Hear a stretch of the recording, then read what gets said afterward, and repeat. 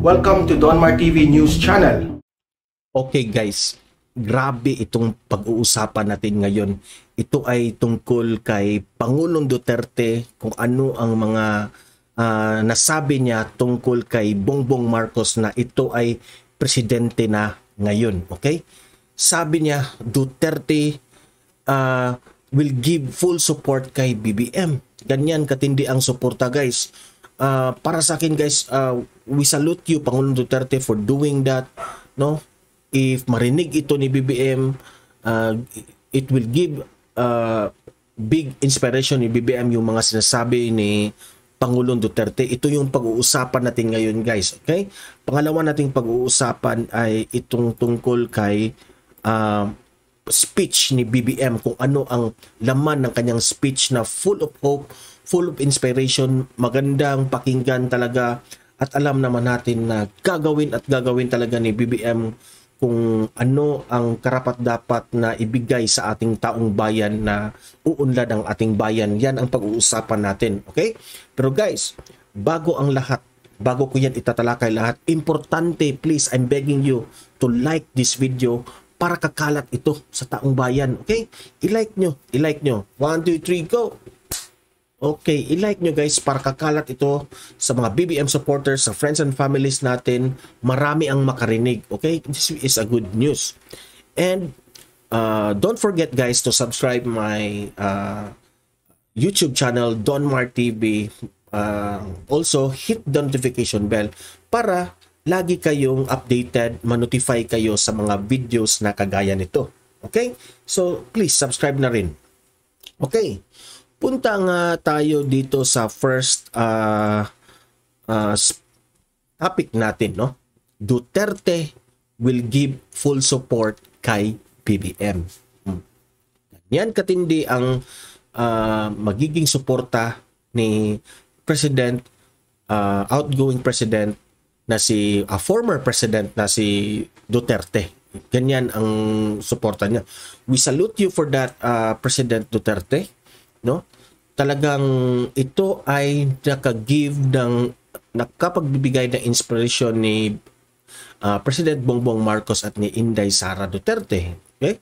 So, alam niyo guys, namasyal itong si Pangulong Duterte sa mall, no? Pagkatapos ng kanyang departure order sa Malacanang, hinatid pa ito ni President Bongbong Marcos patungong sakyanan ni Pangulong Duterte. Pumunta ka agad sa mall, namasyal sa mall. Pagdating doon sa mall, pinagkakaguluhan ng mga tao doon, no?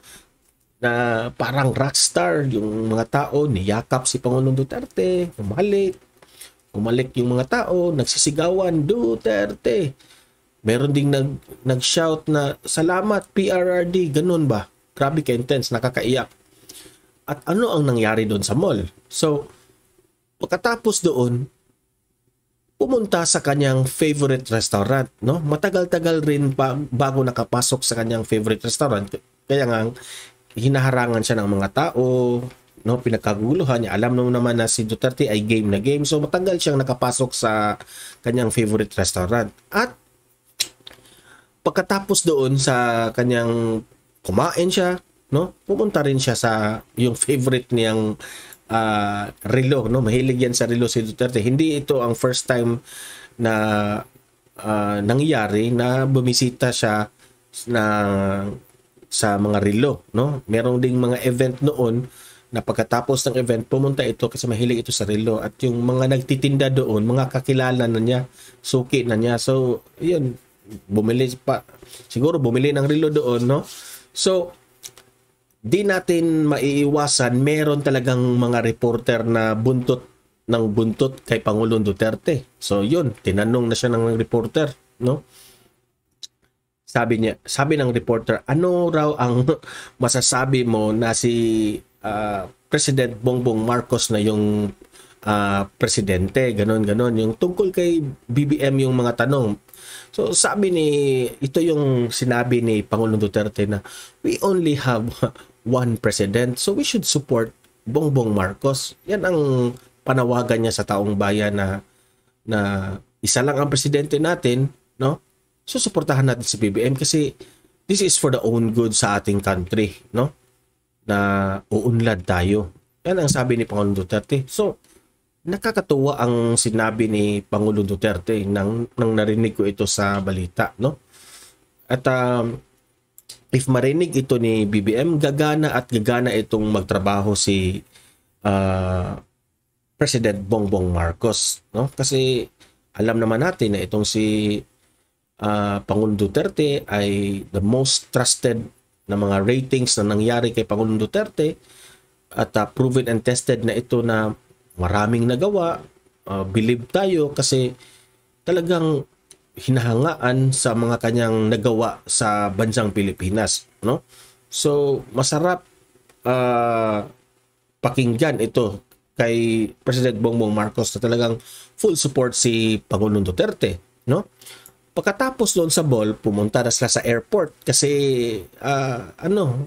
uuwi na ito sa Davao si Pangulong Duterte, no? Pumunta sa airport, no? While waiting sa kanilang flight, buntot na naman yung mga reporters, yung mga tao nagsisigawan, sabi salamat PRRD, ganun. Tinanong na naman siya ng mga reporters doon. Sabi ng reporter, "Sir, ano ang pinag-usapan nyo? Itong yung picture." Yan. Ito yung pinatungkulan ng reporter na ano raw siya. Sabi ng reporter, "Sir, ano ang pinag-usapan nyo ni President Bongbong Marcos sa Malacanang, yung nag-uusap kayo?" Marites din itong mga reporter. So, sabi ni Pangulong Duterte na yung pinag-usapan namin ay state secret. Yan ang hindi pwedeng sa i-share yan, mga state secrets na yan, no? So sila lang dalawa ang nakakaalam, no? Nakakaintriga talaga yung mga pinag-usapan nila diyan. So tinanong rin siya ng reporter na, "Sir, anong in-advise mo kay President Bongbong Marcos nung nandun kayo sa Malacanang?" No? Kasi may gesture doon na parang in-advise niya si Bongbong Marcos. Sabi ni Pangulong Duterte, wala lang, good luck. Kasi alam ni Duterte na magaling itong si Bongbong Marcos. So sabi ni Duterte na, "I will wish him luck na lang." Kasi magaling si BBM, no? So wish him luck na maraming babatikos at babatikos sa iyo. Ganyan talaga, hindi madali ang magiging presidente, kaya nag-wish luck nag-good luck itong si Pangulong Duterte kay BBM. Let's pray for BBM, no?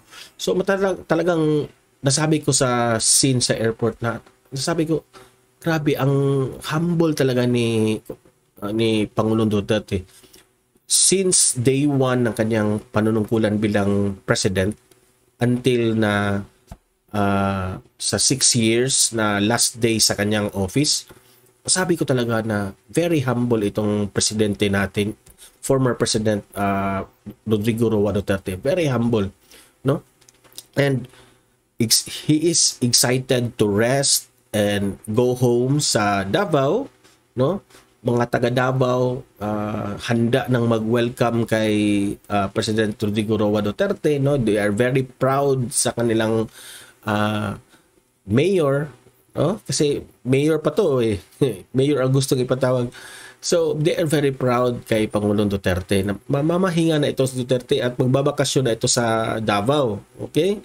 So maraming salamat President Duterte sa iyong natulong sa ating bansa, sa mga nagawa mo, mga advices mo sa pagsugpo ng mga droga na maraming pamilya ang naayos tungkol dyan.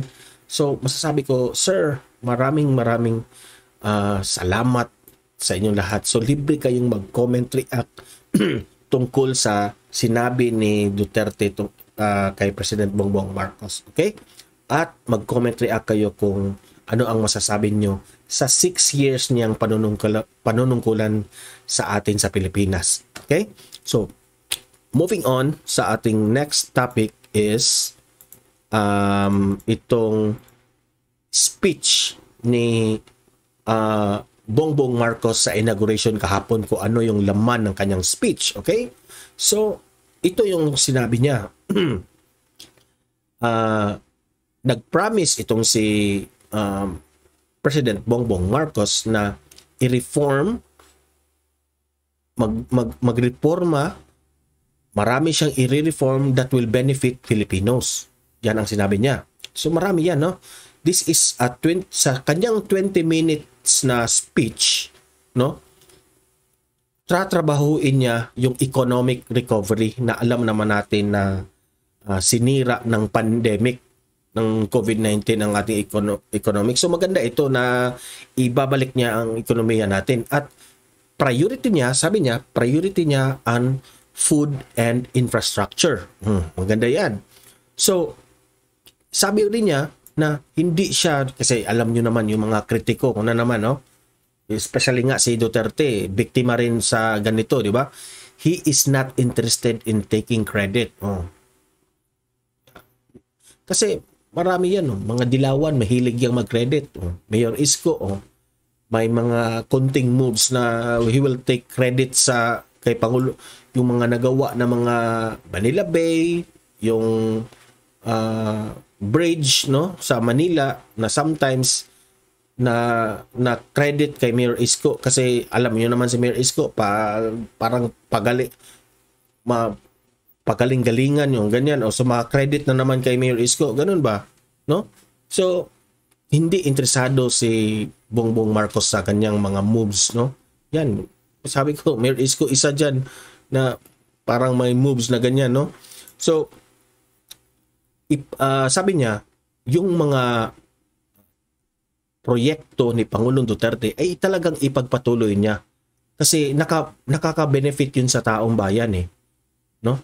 So he will not take the credit, he will just continue work and kung ano yung mabuting pwedeng gawin sa ating gobyerno, he will just work on that.